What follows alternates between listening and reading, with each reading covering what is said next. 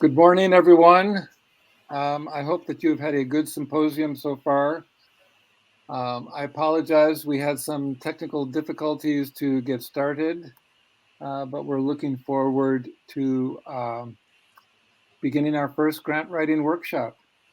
My name is Paul Kavanaugh, and I'm a grant specialist with the Center for Engagement, Environmental Justice and Health, otherwise known as SIEGE.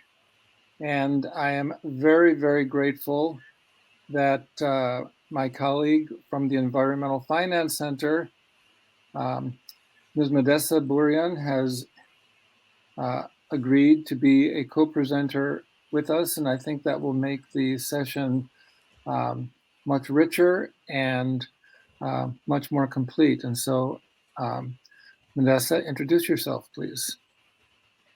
Good morning, everybody. My name is Medessa Burian, and as Paul mentioned, I'm Assistant Director at the Environmental Finance Center at the University of Maryland. I've been with the center for about 12 years now, and I've been heavily involved in grants and grant writing during that time, especially within the past 5 years. So just a little bit about EFC at UMD, if you're not familiar with us and didn't attend the session we had yesterday. So we are one of 29 environmental finance centers across the country that helps provide communities with solutions to manage the costs of environmental protection programs and activities. And we work on multimedia issues, including water infrastructure and energy and environmental justice issues. So through our regional water TA and the Thriving Communities Technical Assistance Centers, which hopefully you've heard about during the course of the symposium, as well as the MATCH, the Climate Justice Hubs, and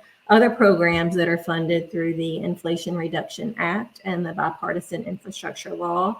We are charged with providing resources and technical assistance to help underserved and overburdened communities, so those frontline and fence line communities throughout the entire Mid-Atlantic region, to address their environmental and environmental justice issues. So we are aligned with the federal government, Justice 40 initiative, and specifically we're working through these programs to connect and build the capacity of communities and community hubs to find and access federal, but also state and philanthropic funding. So that's why we're here today.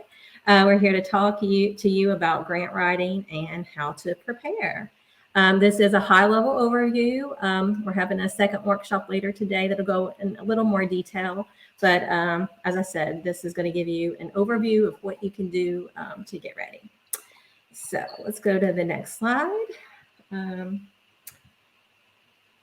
So as I said, there are things you can do to get ready to write a grant proposal before you even identify the funding opportunities. So in this session, we're going to cover how to find relevant opportunities. Paul's going to go through that with you, and things that you can do ahead of time, such as federal registrations. If you're applying for a federal opportunity like grants.gov, we're going to walk you through that. And then we're going to end with how to determine if the opportunity is the right fit for you. All right, learning objectives for this session. So as a result of attending today, you should be able to register your organization in grants.gov, register your organization in the System for Award Management. So that is called SAN.gov. And that's where you obtain your unique entity identification number. Next, know where to look for and find federal, state, and private funding opportunities for projects. And finally, how to evaluate if a funding opportunity is going to be suitable for your project. So since we are virtual and not in person today, please post any questions or comments you may have in the chat. We're going to take periodic breaks to gather feedback and answer any questions. So with that, I'm going to turn it over to Paul to kick us off with federal regulations. Thank you, Medessa. Yes. The reason why I chose this cartoon is because the grant writing world does have a lot of moving parts, and it can be very intimidating. And all I want to say is that you can do it. But we will be going step by step. And again, put all of your comments and questions in the chat. And before I go any further, also, I would like to advise you that the grant world has lots of acronyms. And so if we ever say the word SIEGE, that refers to the Center for Engagement, Environmental Justice and Health. I don't think that I ever call the Environmental Finance Center the Environmental Finance Center. It's always the EFC. So if any acronym that we use is not familiar to you, please don't feel bad. Put it in the chat if we forget to tell you what it is. Next, please.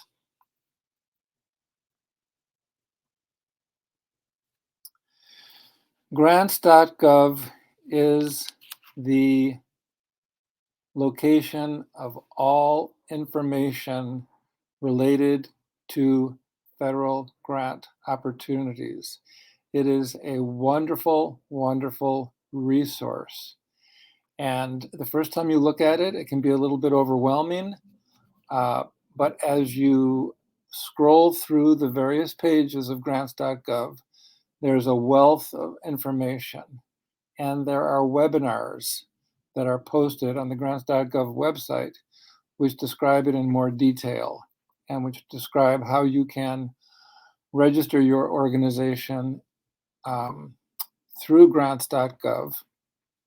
The government does not receive applications for federal assistance unless they are submitted through grants.gov. So we can't emphasize enough how important it is for you to make sure that your entity is registered.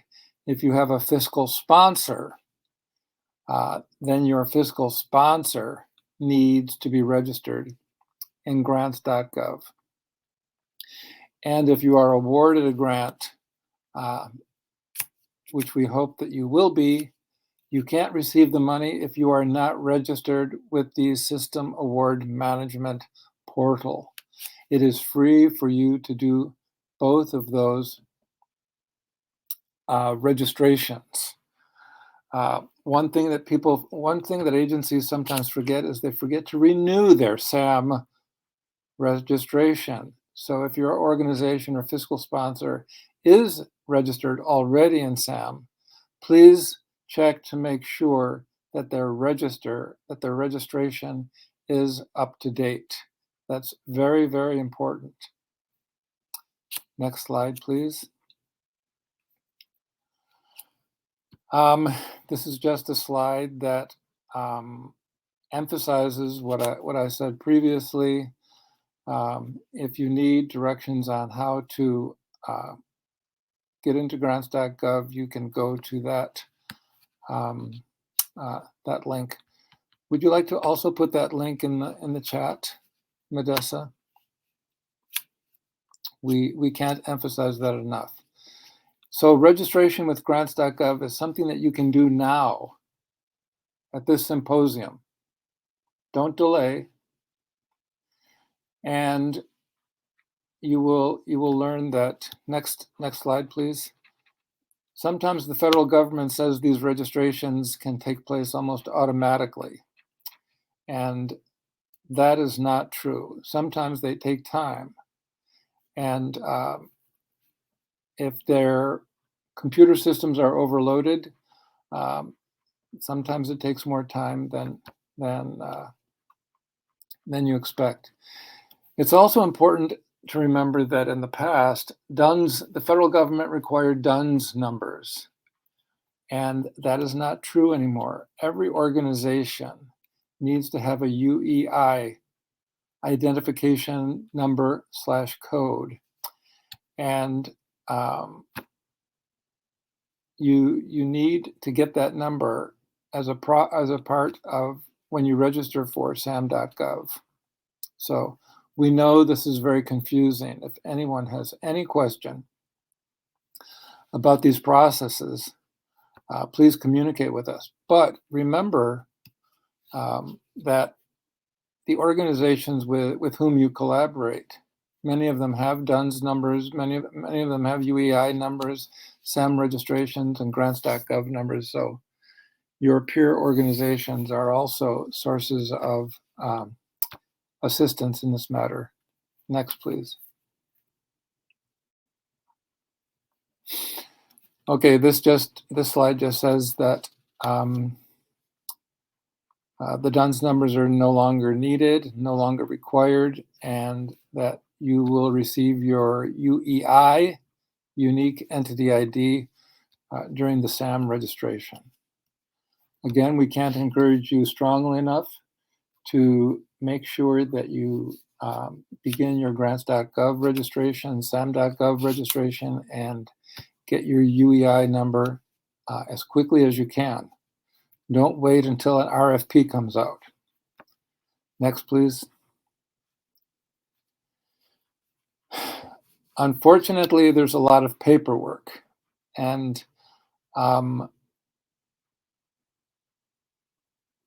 that's why we strongly advise you to begin as early as possible to get your registrations taken care of, and to begin to review the paperwork that you will need to fill out.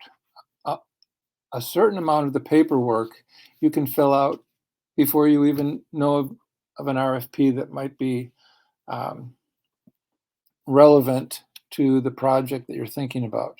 So these are important steps that you can take now in preparation for the day when you will be preparing and submitting an application. Next, please. Finding relevant opportunities. There are so many sources of information about requests for proposals these days that it is just daunting, and we understand that. Even we are not able to keep up with all of the RFPs, the requests for proposals that the federal government is putting out that are relevant to environmental justice organizations. One interesting thing I learned yesterday attending the Environmental Finance Center session is that the Environmental Finance Center, if you were to request assistance from them, they help you to determine which RFP might be most relevant to the project that you have in mind. And so this slide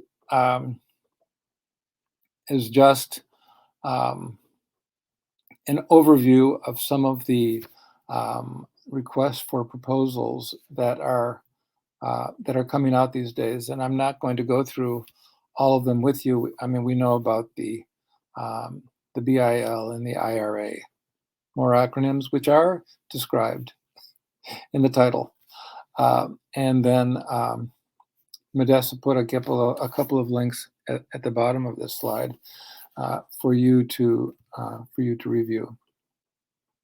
Next slide, please. Okay, so environmental justice grants, funding, and technical assistance. One thing everyone at the symposium should know about by now is that SIEGE received a rather significant grant from the Robert Wood Johnson Foundation to give monies to under-resourced organizations that are involved in promoting environmental justice in their communities. And these are mini grants. And we just went through the first round of mini grants, and there's going to be another round coming up. And so it's very important for you to look at the SIEGE website to see when the next round is coming up.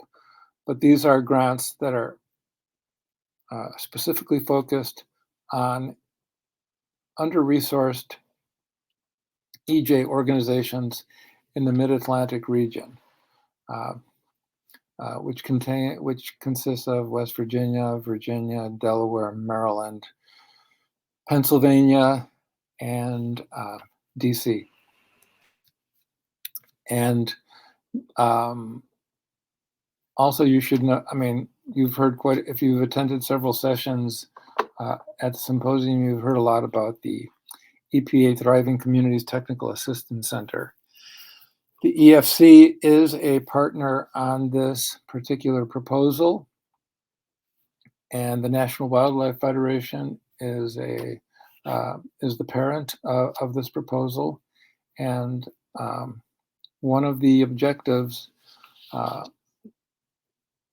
upon which we're going to be evaluated is whether we're offering technical assistance to all of the EJ organizations that need technical assistance in the region. And so this grant writing workshop is being conducted in partial fulfillment of what we are obligated to do, having received these funds.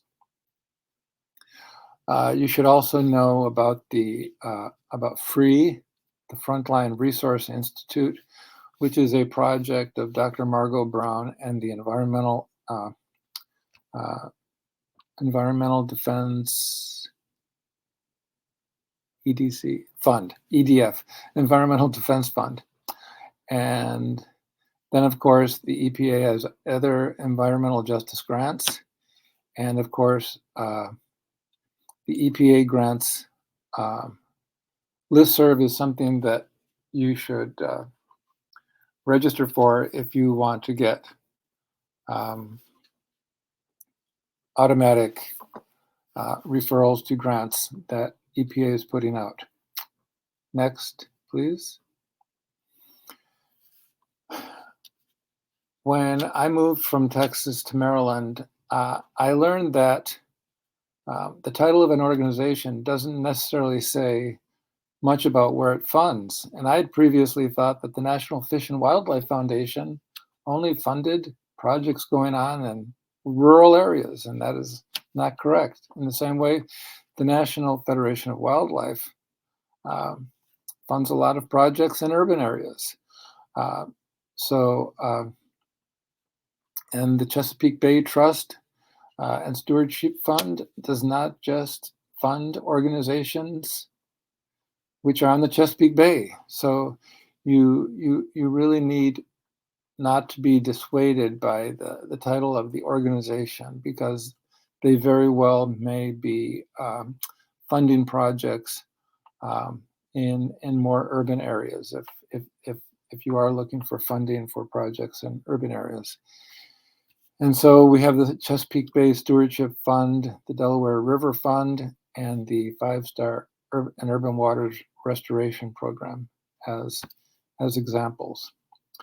But again, the funders that we have chosen to present to you are just the tip of the iceberg. There's a plethora of funders out there, both federal, state, and local, private, and governmental.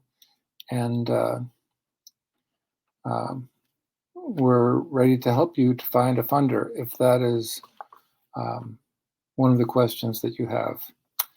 Next slide, please. Community Development Block Grant Funds. This is something that people don't often think about because they're normally managed through municipalities. But as you can see from this slide, there are a lot of environmental justice projects that would certainly fit into the criteria of what community development block grant funds should be used for. And Medessa has included the link to programs that community development block grant funds may fund. So thank you for including that slide. That was one thing I would like to say about the grant world is that no matter how many grant writing workshops I have presented and attended, I always learn something new. And so you can't ever think that you know everything about the grant world. Next slide, please. Okay, there are a plethora of state grants. There's a lot of federal money that comes through state grant offices, and there are a lot of state offices that offer their own grants. And we picked out the Maryland Governor's Grants Office link as just one, but we know that each of the states in District 3 of EPA awards grants, and you should become familiar with the grants that your state offers. Sometimes there's less competition for state grants than there is for federal grants, and so you should make sure that that you're aware of the grants that are coming through your state offices. Next, please. And now it's time for Medissa to share her wisdom on grant preparation. Thank you. Thank you, Paul. Okay, any questions? I'm not seeing any questions in the chat, but again, feel free to post your questions or comments about anything that Paul just went over in terms of locating different funding opportunities. Also, you can feel free to reach out to us individually. Our contact information will be shown again at the end of the presentation. So I'm going to jump right into content to prepare in advance. So there are a few things that are commonly asked for, regardless of the funding opportunity you're considering. The first of which is your qualifications.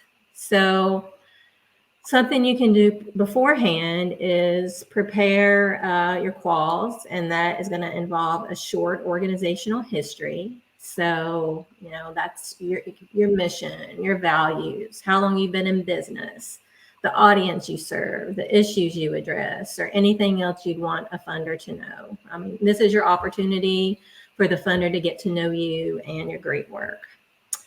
Next, you could go ahead and prepare short bios or biographies for your team and any known partner. So this is what experience, skills, and maybe educational background they bring to the table. This is usually only a few sentences, and there are certainly no short of examples out there. Next, resumes, depending on the opportunity. I usually recommend short 1 to 2 page resumes that have the same format. A lot of times, people use various formats. So if you have the time ahead of time, it just creates a more polished look if you do use the same format for your team, because you often have to package these into one PDF document. So a uniform, consistent look and feel is always good. Now, will this make or break you if you have a solid project idea? No, but it can certainly help put you over the edge and to the finish line if it's close. Also, experience in doing the kind of work your project ideal entails, or the kind of work that your organization is good at. So, it's always good to have summaries of the projects that you've done in the past, 1-paragraph summaries. That way, when a funding opportunity does come along, you have those ready and you can pick and choose which ones to highlight in your qualification section. So the projects that are most similar or most aligned with the work and the opportunity. So that's always a good idea and something you can do ahead of time. Moving on to past performance. Now, this is a little different than your qualifications. And in this section, you're really wanting to talk about the successes that you've had and applying for and managing grants. So funders want to see that you have the capacity to manage a grant once it's in the door. This is about, how well you've done similar work. You want that funder to be confident that you know how to do the work and that you've done it before with success. So again, you want to pick examples that are ultimately similar or relevant to the work you're proposing. You can, again, tailor this later, but it'll help you to get prepared thinking about it ahead of time. Also, you want to use metrics as proof. Did you meet your deliverables and reporting deadlines? Did you achieve your objectives? So for this, it's a good idea to also compile like start and end dates, your funder, the funding amount, and details like that for each project, as that's often information that, a funder is going to ask for in your past performance. All right. Not seeing any questions. Okay, some additional steps to take in advance. I mean, Paul's already done a great job covering all this, but again, if you're going to apply for federal opportunities, you have to register with grants.gov as well as sam.gov. In addition, for those federal opportunities, there are lots of really fun federal forms, like the SF 424 family. I'm sure, Paul, you are very familiar with those as well. So it's a necessary component, but 424, it's like your application for federal assistance. And then, 424A and C, that's going to be your budget information. They have forms for both construction projects and non-construction projects. There's usually a key contact form. In addition, many of the funders, federal, state, as well as philanthropic funders, they often have web portals that ask you for additional information. So you want to try ahead of time to get familiar with those if you can. Like, for example, NFWIF, National Fish and Wildlife Foundation, again with the acronyms. Easy Grant System, that's a common one. And then the Chesapeake Bay Trust has an online portal, and several of the other funders have portals. One tip is to make sure your Adobe Reader is up to date. You're going to want an updated version to be able to view and complete some of the forms. So just make sure your Adobe Reader is up to date. All right. There are a couple of questions in the chat, Modessa. Okay, great. Let's see. What if you've had limited or very small grants in the past? How do you deal with past performance? Yeah, that's a great question. You're just going to, in this case, again, we'll talk about this in a little bit, but partners, you're going to want to identify some partners to make sure they can be used to help fill any of those gaps, especially with, past performance, if they're going to, be heavily involved in a project. If you're a new organization, I mean, you just need to, really focus on your audience and your mission, and try to get to know the funder and their priorities and align with that as best you can. Paul, do you have any other tips for organizations who might be, just starting out? Yes, I believe that successful performance on small grants is a very important component of, or should be a very special component in the submission of larger requests for money. Some people, unfortunately, do not apply for lesser amounts of money because they think it's not worth their time. But if you get a smaller grant and you can show that you've managed the grant and that you've gotten the results that you expected, that's really, really powerful. In fact, even the biggest well-known grant recipients started out by getting small grants to show to get initial results, and seed grants are very important. In fact, we know at Siege that the $20,000 mini grants are not going to change the world in which you live.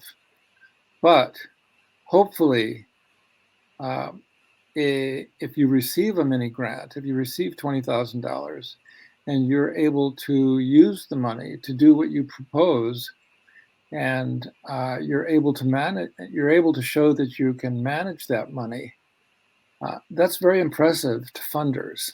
Mm-hmm. And so I really encourage people to think about smaller grants as being seed grants. I don't know how you feel about that, Medessa, but I think that's a really important question to address. Yeah, thank you for that, Paul. I think you answered that beautifully. Keep the questions coming in the chat. Okay, going to move on to step one in terms of deciding if the funding opportunity is the right fit for you. So there are a few steps here that you can follow. First of all, you're going to evaluate the basic requirements. So, okay, the RFP drops and then you start thinking, okay, do I have a project that fits?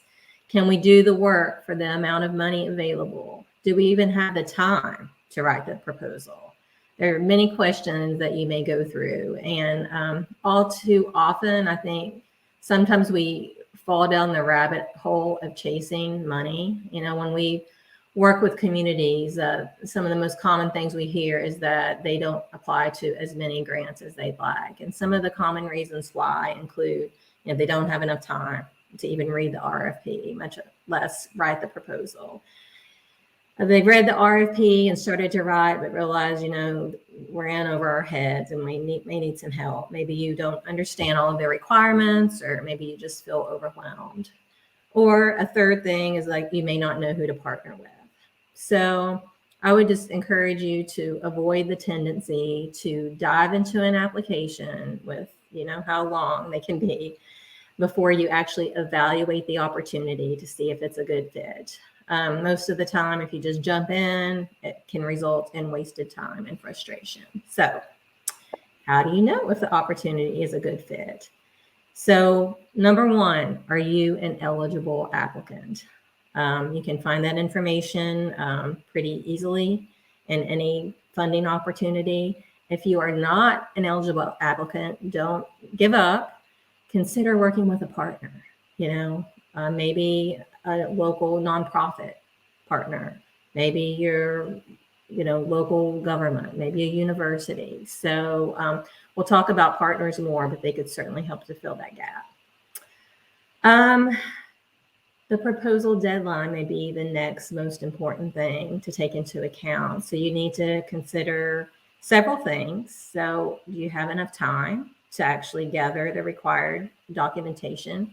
Hopefully after this workshop, you'll at least have your organizational history and your bios and resumes and past performance drafted. So that will help you. But again, look at the requirements. Do you have enough time?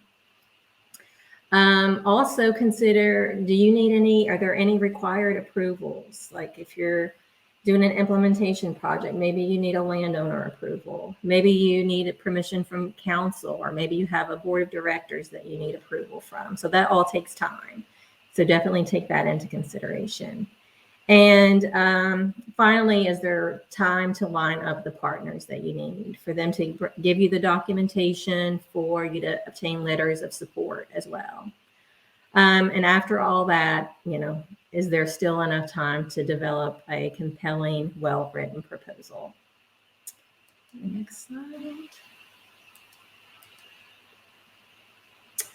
Okay, so you've determined that the timeline is achievable. There's still two other basic questions you're going to want to consider before you do a deep dive. First, what is the return on investment? So think about, is the amount of time and effort that you're going to put in to complete this project worth the amount of funding available? This can be difficult, I know. As you want to do the work, it's important work, and you likely need the money. But at the same time, you know, you and your staff, your partners, your community members, if you have stipends built in, you need to be adequately compensated for your work. So, I mean, sometimes you can talk to the funder to see if there's any wiggle room in the cap, if it's a smaller funder, but oftentimes there's not. So again, what is your return on investment, and is it worth it? Next, do we have the capacity? So when I talk about capacity, that means thinking about not only the capacity and the skills required to write the proposal, but you also have to think about, hey, if I get this project, do we have the capacity to manage this grant and complete the project if it's funded? So those are some things to consider. If the answers are no, then maybe this particular opportunity isn't the right fit for you. If yes, and you fit the basic requirements and everything is a yes that we've gone through, then we're going to go on to the next step. Okay. On to step 2, evaluate if your project is a good fit. If you're eligible and you feel like you have the time and capacity and return on investment, the next step is to read through the RFP carefully to see if you have a project idea that's going to fit meet the criteria. If you try to shoehorn in a project where it doesn't fit, it most likely is going to show. So most RFPs have, some have several categories that each have specific requirements. So it's important to look at all those requirements in each category to see if your project could fit and check those boxes. So some examples may include, mapping requirements. Maybe you're going to need a GIS person. Nutrient reduction calculations. Maybe you'll have landowner agreements that you'll need to consider. If there are any permit requirements. And also for an implementation project, maybe a pre-application site visit with a funder could be required. So you want to look at all of those requirements that's laid out in the RFP. Paying close attention to those details is definitely time well spent. So I just encourage you to do that. All right. Oh, this slide, again, Paul said, very aptly that we often use a lot of acronyms in this world. So just wanted to point out that, a funding opportunity can go by many names. And here are just a few: request for proposals, RFP, request for applications, RFA, notice of funding opportunity. So basically, these are some common ones, and they're all referring to a funding opportunity and mean the same thing.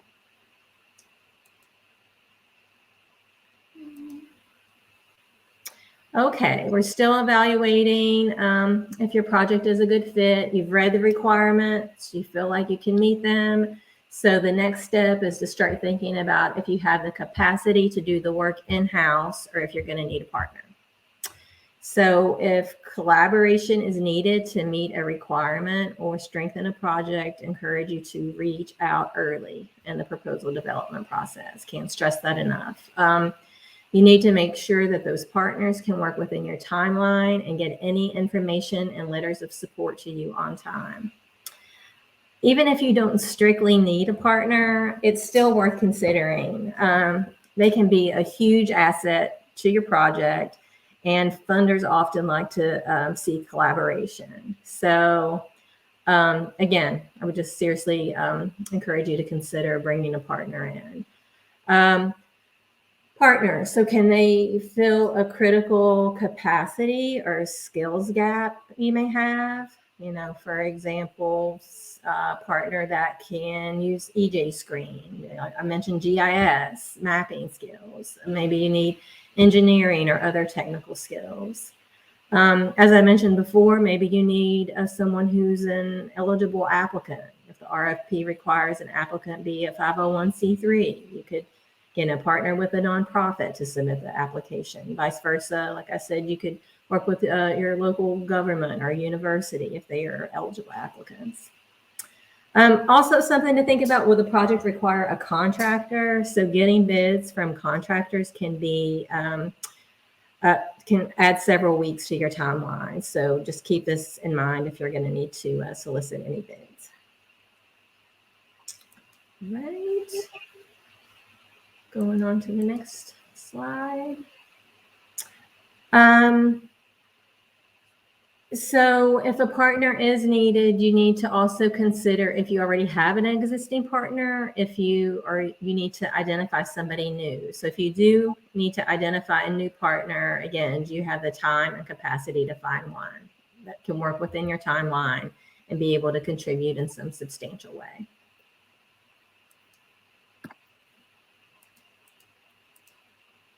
Okay, we're almost done with step 2, and we'll see if there's any questions.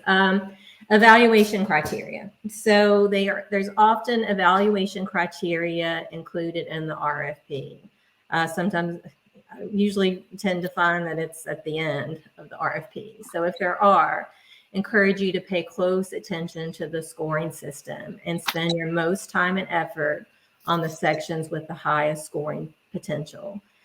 These are often, sections in, the narrative, your objectives. We'll discuss some of these more in workshop 2 later this afternoon, but evaluation criteria is important. Additionally, as you review the RFP, make 2 lists. So 1, you want to make a list of all the required information and documentation, so you can just check this off as you go, as you complete those. And then a list of questions that you can either ask of the funder. Maybe you have some questions for somebody who's been successful with this funding opportunity and received funding from this opportunity before. So those are 2 lists that would be helpful to keep as you go along.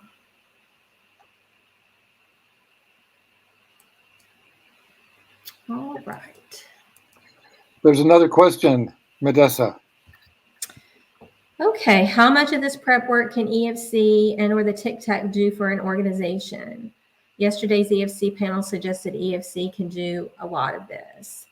So can EFC write your proposal for you? No, we're not allowed to do that, but we can certainly work one-on-one with organizations to help them, go through these steps. We can review, we can provide feedback. Again, we can provide, one-on-one technical assistance.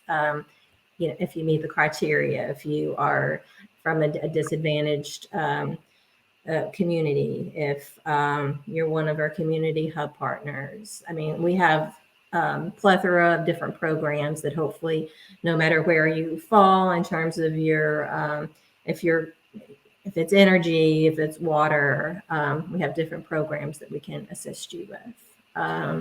Hopefully that answered the question. You have anything to add, Paul?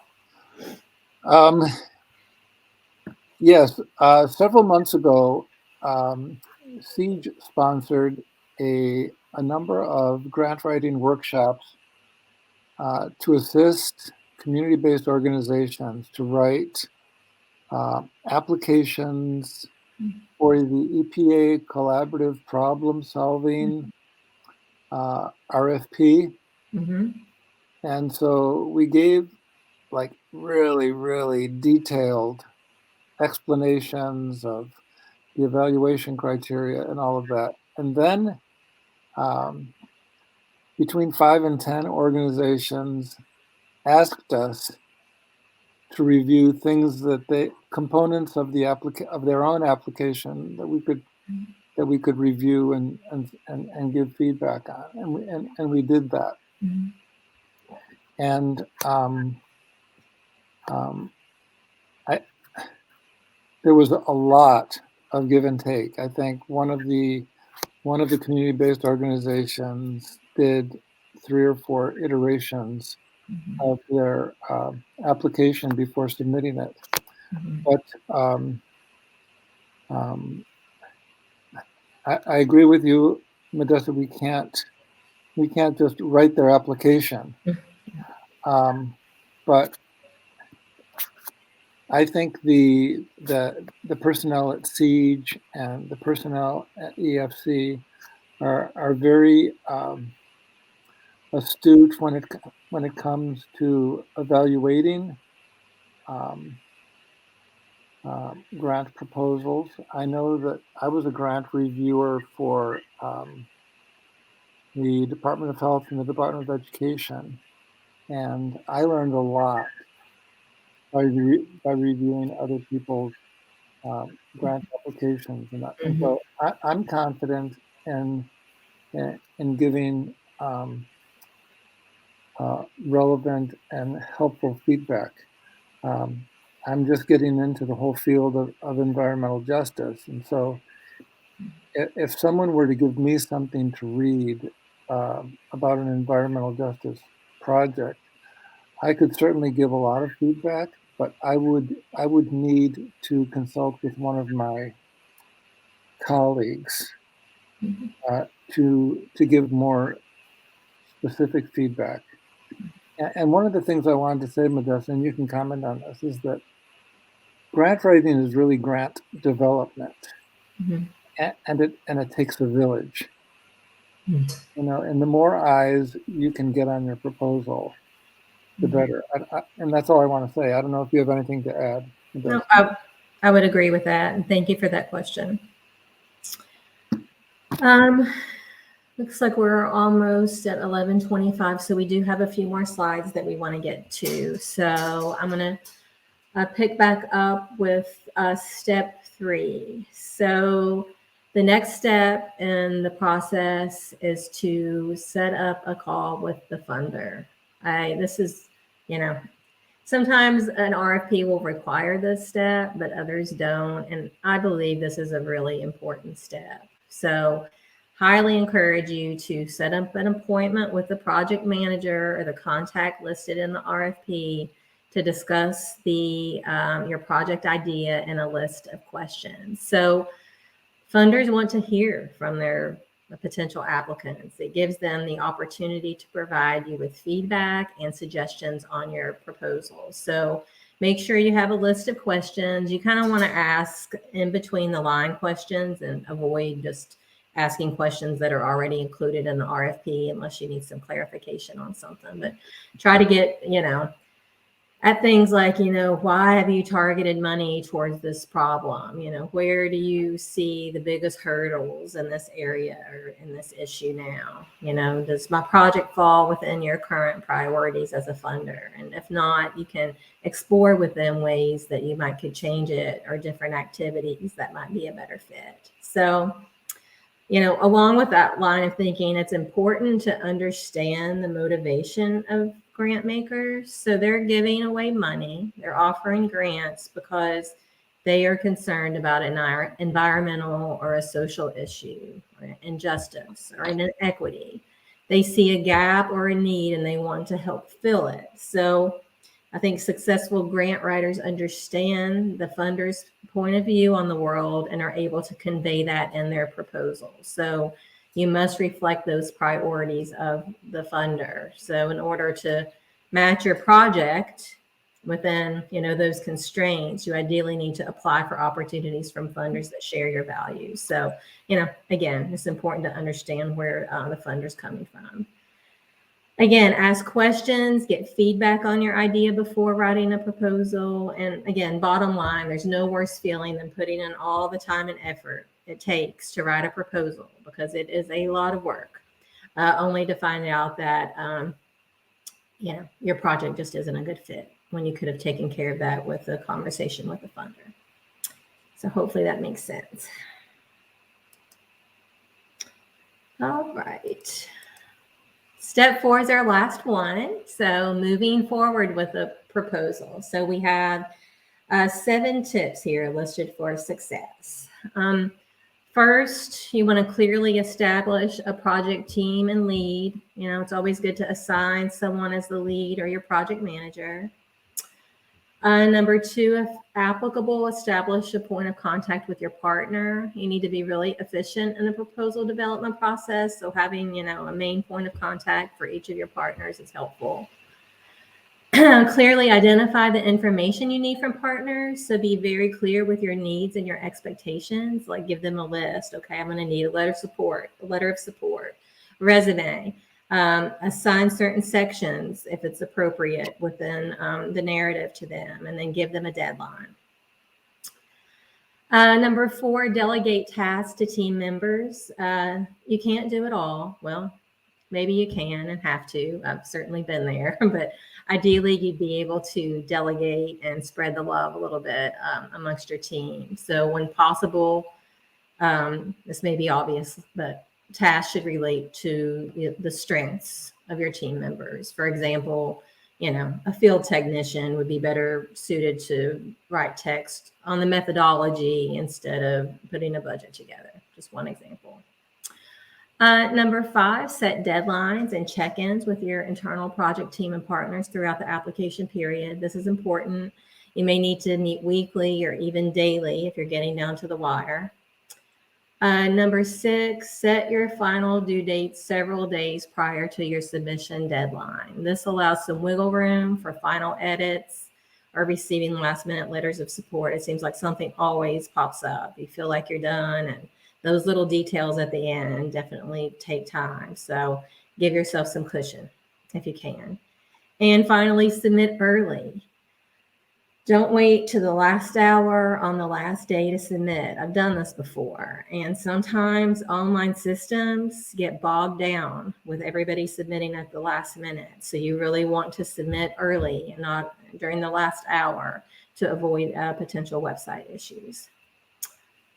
So those are the 7 tips we have for you. Can I just emphasize Yes. one thing you said, Medessa? Absolutely. And I'll give a little anecdote. Yeah.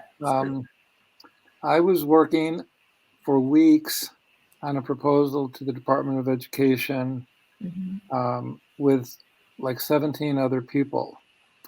And we kept waiting for letters of support up to the last minute. And when it was 10 minutes before the due date, and the federal government is very strict about this, 10 minutes to 5 p.m. when it was due, we decided that we couldn't wait for the letters of support and we needed to submit. And the application was like 95 pages long.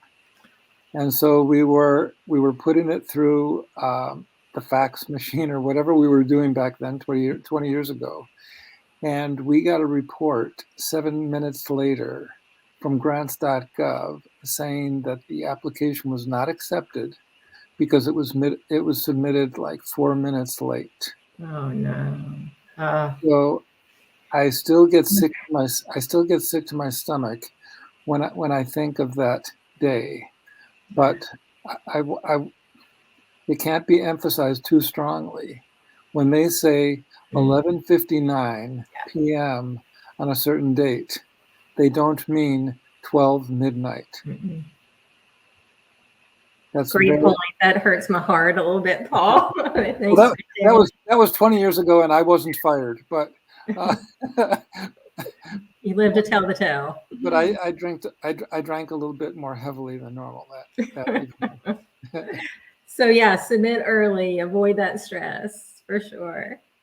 And there's a comment in the comments, Medessa, you may want to respond to. Okay, I'm currently a technical reviewer for a federal agency, and so I see grants from academic institutions, nonprofit organizations, and community-based organizations as well. Definitely renders insider insights. Thank you for that. Okay. I think that just substantiates what you said about talking to funders and program officers. And yes. Yeah. Don't be intimidated or shy about. And could I just say that program officers at federal agencies are experts in their fields, and so they can tell you if your idea does not fit a certain RFP, and they can refer you to agencies or colleagues where your RFP, where your project may be a better fit. With regard to private foundations and sometimes state agencies, those people are generalists. And so they don't always have the expertise that specific program officers and specific agencies, at least that's what I've found. Mm-hmm. Yeah, good point, Paul. We've got another comment. What if you meet most but not every single criterion of an RFP? Oh, I'd say that's when you need to talk to the funder to see. Exactly. Yep, I would not start on the application until I talk to the funder, for sure. Thank you for that question. We have a couple more slides. I believe we're close to the end here. Paul, I believe this is where I turn it over to you. Okay. These are just things that we thought of. Obviously, there are probably some people attending the session who have other tips, and you'll have an opportunity. You have an opportunity now to write them in the chat. But these are things that we thought of that might help you. Look at previously funded proposals. Find out which organizations in your area have received funding and ask them if you can see what they wrote and how they wrote it. Sometimes the agencies put examples of funded proposals on their websites, which can be extremely helpful. It's extremely important to be aware of any technical assistance webinars that are offered. These are very common now. And as the slide says, EPA archives their grant webinars. They have a plethora of webinars on how to prepare EPA grants and what you need to keep in mind, et cetera, et cetera. And the next link is for their resources guide. Like I said before, none of us in the grant development world know everything all the time because RFPs change and philosophies change. And then Modesta put on a link to successful grant applications. One of our attendees says, I'm also a grant writer for several federal agencies. Here's a tip: be brief and to the point. Watch the word count. That is so important. I mean, every word in a grant application should count, and that's why it's important to have an editor. It's important to have someone else read it, read what you write. I have never written anything that has not been improved by someone else looking at what I've written. Okay, the next question is, what is a standard allowance for overhead and indirect costs in federal and state grants? Normally, and you can respond to this, Modesta, for the community-based organizations that we have worked with, it's 10%. Now, if an organization has their own negotiated indirect cost rate, it can be different than that. But if you do not have an IDRC, an indirect negotiated cost rate. NICRA. I always say NICRA. Yeah. Okay, thank you. Negotiated indirect cost rate. Thank you. If you don't, then they normally allow you 10%. Some private foundations don't allow you any to put indirect costs into the budget. One thing that I wanted to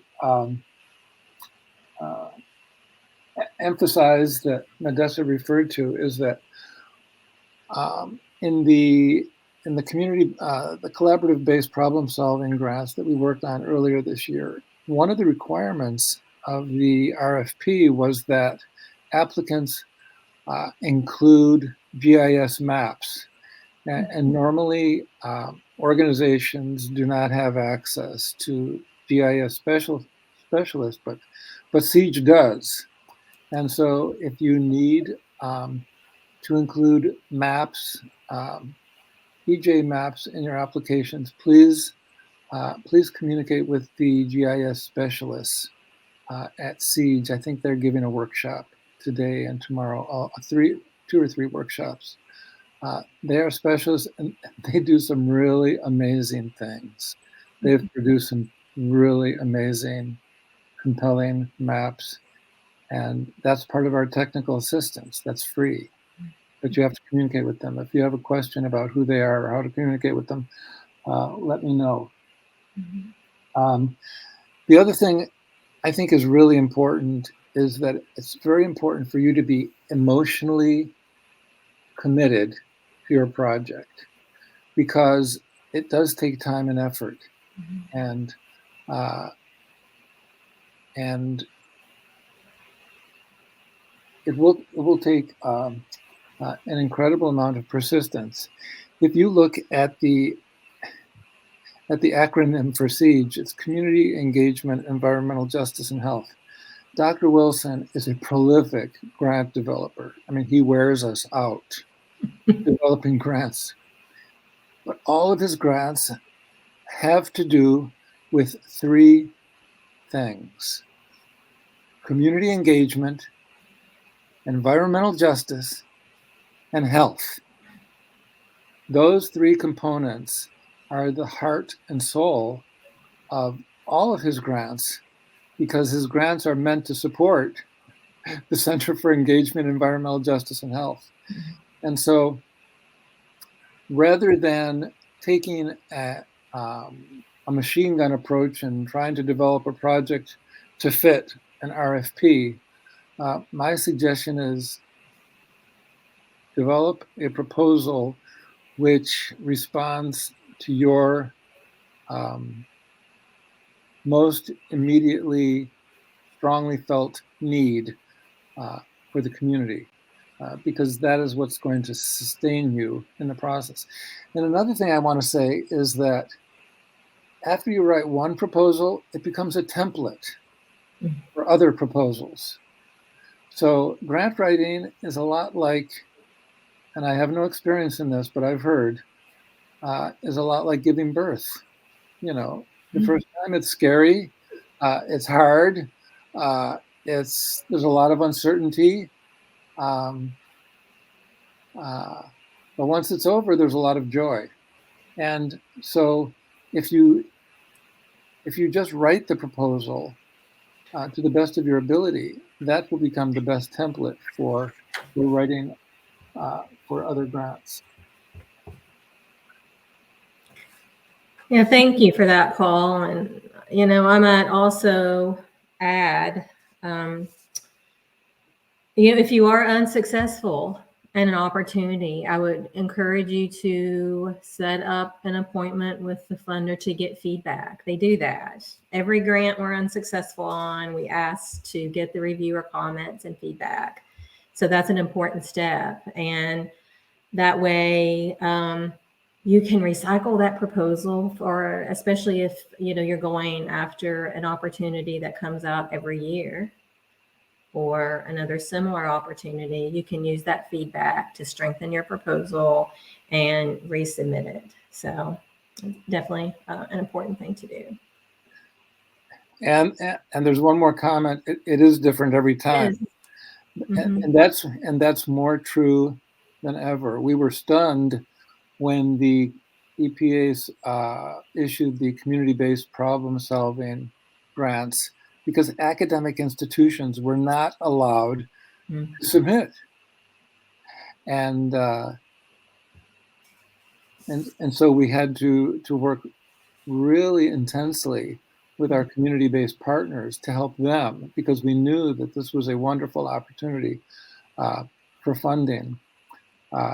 So the EPA has been doing some very innovative things with regard to funding, and the attendee here who says it's different every time.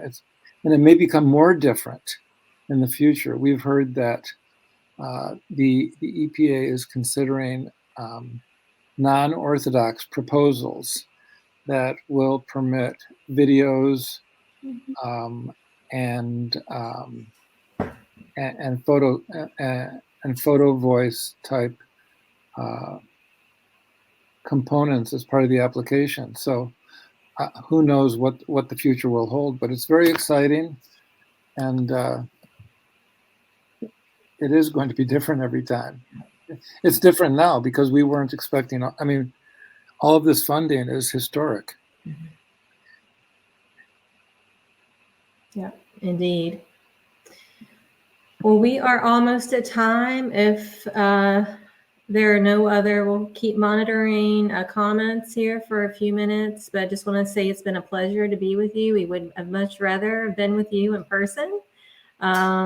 So look out for other opportunities to do some of our in-person workshops.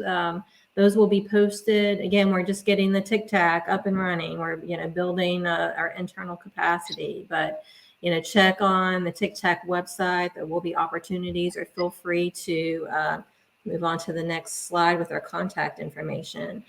Feel free to reach out to Dr. Kavanaugh or I individually, and we will do what we can to assist you in your grant writing endeavors.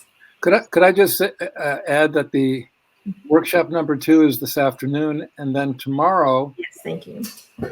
Tomorrow we will be having a workshop number 3 with me and Modesta's colleague Jennifer Cotting of the EFC at the STEM Student Union. And as always, all of these sessions are posted. To my knowledge, they're not copyrighted, so you can share them with your friends and colleagues.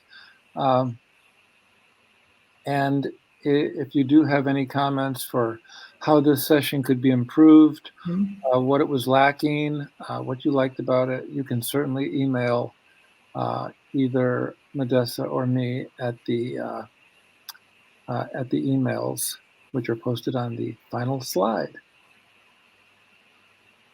So thank you very much, Modesta. It was a pleasure collaborating with you this morning, and I look forward to this afternoon. Yeah, we'll see you in a couple of hours, if that.